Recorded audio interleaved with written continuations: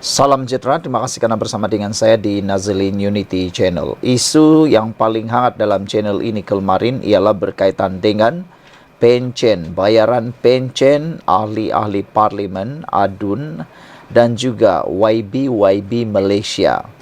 Rupa-rupanya mereka ni lepas saja menjadi ahli Dewan Negara atau ahli Dewan Undangan Negeri atau ahli parlimen, selepas menjadi YB menang pilihan raya, mereka dibayar satu bayaran yang cukup lumayan. Di dalam Malaysia kini, melalui laporan Malaysia kini, mengikut pengiraan di Malaysia kini, bahagian yang paling kita dikejutkan ialah jumlah pendapatan Mahathir Mohamad dan Mukriz luar biasa. Mahathir dibayar sebanyak 23,000 pencen sebulan dan Mukriz Mahathir dibayar 32,000 sebulan untuk pencen mereka.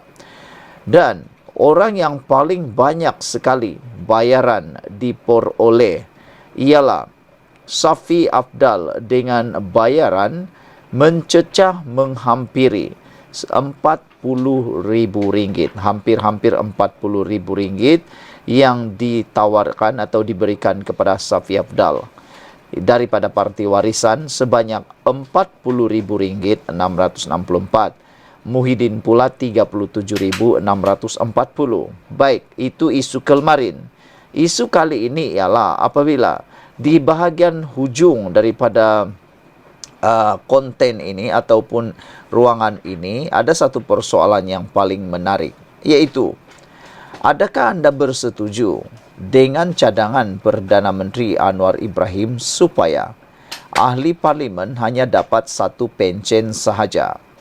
Rupa-rupanya ahli parlimen ini boleh dapat lebih daripada satu pencen. Contohnya, Safi Afdal yang telah disebut tadi memperoleh pencen sebanyak RM40,000 sebulan itu, beliau mendapat sebanyak dua jenis pencen atau dua pencen. Bilangannya dua. Dan ada lagi beberapa orang yang mempunyai bilangan pencen lebih daripada satu. Jadi persoalannya, adakah anda setuju? Kalau anda setuju, tolong bantu saya tekan butang like dan juga tulis di ruangan komen, adakah anda bersetuju dengan cadangan Perdana Menteri Anwar Ibrahim supaya ahli parlimen hanya dapat satu pencen saja? Selepas anda tahu jumlah pendapatan atau bayaran pencen diterima oleh ahli-ahli parlimen ini, persoalan ini muncul. Adakah anda bersetuju dengan cadangan Perdana Menteri Anwar Ibrahim supaya ahli parlimen hanya dapat satu pencen saja?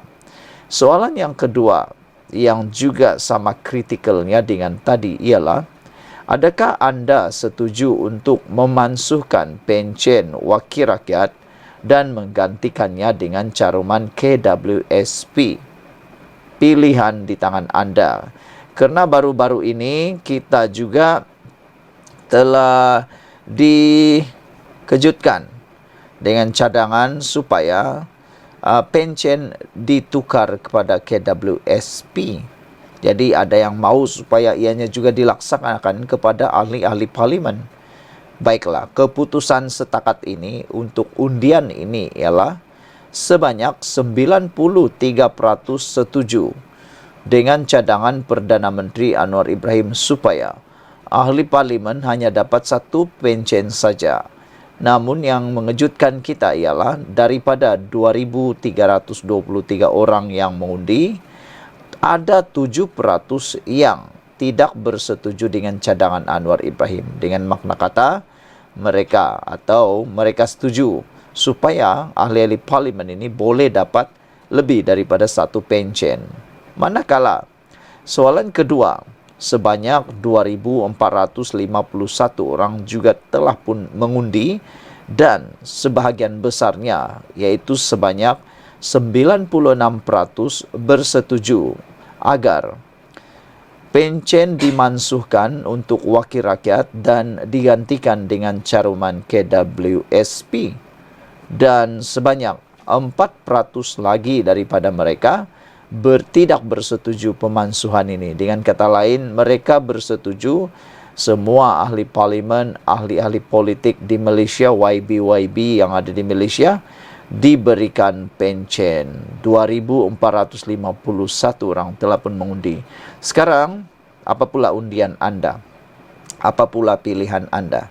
Adakah anda memilih seperti yang dinyatakan? Adakah anda bersetuju dengan cadangan Perdana Menteri Anwar Ibrahim supaya ahli parlimen dapat satu pencen saja? Ataupun anda setuju mereka dapat pelbagai pencen yang lain selain daripada allowance yang lain? Adakah anda setuju untuk memansuhkan pencen wakil rakyat dan menggantikannya dengan caruman KWSP? Itu pun anda boleh tentukan menurut kehendak dan pendapat anda sekalian. Masih banyak lagi yang boleh kita pelajari dalam isu pencen ini, tetapi saya juga suka untuk membacakan kepada anda semua. Ini ialah top 10 bayaran pencen yang paling banyak sekali diterima di Malaysia. Safi Afdal di tangga yang pertama dengan RM40,664 sebulan dengan bilangan pencen sebanyak 2.